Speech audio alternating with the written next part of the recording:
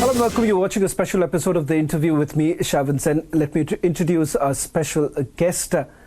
As they say, ladies and gentlemen, India is breaking all barriers, becoming a space power to reckon with, and we are proving it on a very regular basis.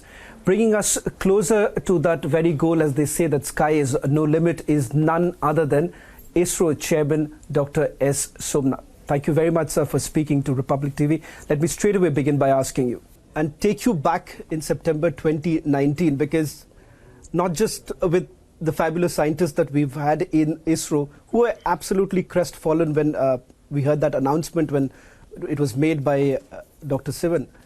And I think so the entire nation perhaps was crying along with you. How hard was that very moment, if you can take us through, because you were part of the team as the rocket scientist? Describe that very moment for us, for our viewers, what your entire team had gone through. See, we really fully realize what can happen in a space mission, and we are always conscious about what can happen. While building the rocket and putting it in the first, launching the rocket and putting it in the orbit for the very first time, we could have problems. So the satellite wouldn't have gone to the intended orbit because of a small anomaly in the rocket. It didn't happen. It actually put it in a very good orbit, 170 by 40,400 kilometers. That's excellent result. Then in traveling from that orbit, doing multiple orbits around Earth and increasing its size to reach the moon, many things can happen. And we may not even capture the moon gravity and then become a satellite around the moon. That also could be a possibility. We were able to bring down the orbit from that to 100 kilometer by 100 kilometer and perfectly keep it there. The Chandrayaan-2 orbiter is still functioning very well, and we were giving a lot of scientific outcome. And the last part of the mission is the separation of the lander from the orbiter, and that too happened very well, and lander could come down to 30 kilometer and do the final phase of the maneuvers to reach up to the soft landing.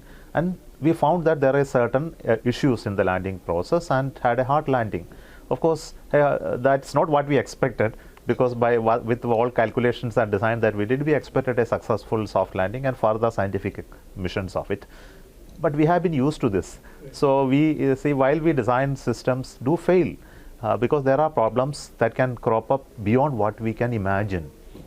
And that is precisely that happened in Chandrayaan-2. And we understood that very, very, very fast after the hard landing has happened, what could have gone wrong there. And we found out through the analysis the huge amount of data. Of course, the emotional aspect of such a mission not accomplishing is always understood. Right. But as professionals in this game, emotions apart, we were more concerned about the technical issues that could have plagued the mission not to achieve those landing sites. For me personally, I am purely a technical person who looks at in these matters of of details, and we very quickly identified what could have gone wrong, and we have corrected it and back again for Chandrayaan-3.